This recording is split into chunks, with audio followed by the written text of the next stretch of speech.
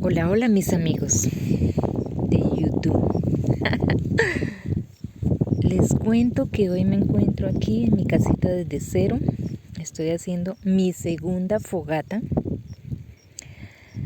aquí en este hermoso lugar. Sí, bregué un poquito para prender la fogata porque está haciendo mucho viento.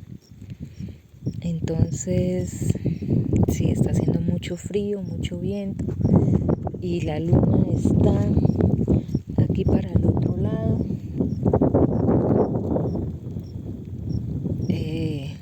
Ya casi va a ser luna llena, está en luna creciente y allá se puede observar mi kiosquito de arriba de la casa. Aquí estoy en la fogata. Ay, empieza a arder ese fuego hermoso. Miren ese fuego hermoso. Y miren, ahí está la luna. Está en creciente. Ay, hermosa luna. Está todo muy claro. Aquí se ve todo muy claro. Y ahora con mi fogata espectacular. Me hace falta aquí un banco para sentarme a disfrutar del fuego. Sí, mis amigos, los dejo con estas hermosas imágenes de mi fogata. Mi segunda fogata aquí en mi casa desde cero, en Vista Hermosa.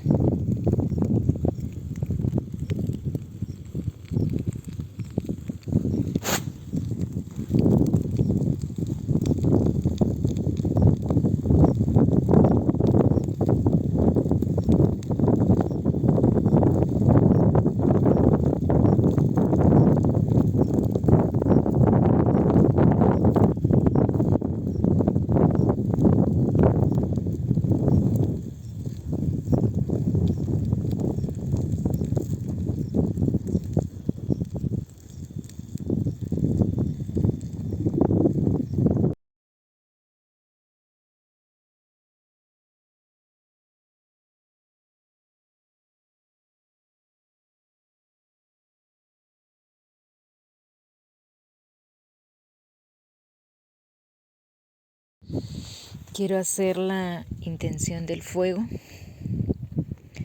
Quiero que a mi casa solo vengan cosas buenas. Mi casa esté protegida y bendecida por Dios. Bendigo esta tierra, bendigo el aire, bendigo el viento, bendigo el fuego, el agua, para que siempre haya agua en mi hogar, que haya felicidad, armonía, paz y tranquilidad.